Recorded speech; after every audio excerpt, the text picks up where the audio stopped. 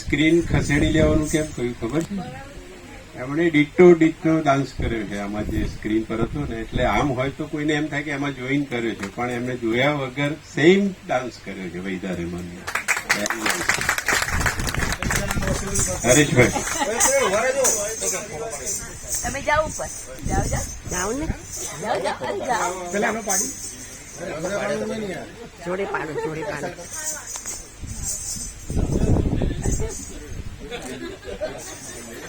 આ એમના પિયા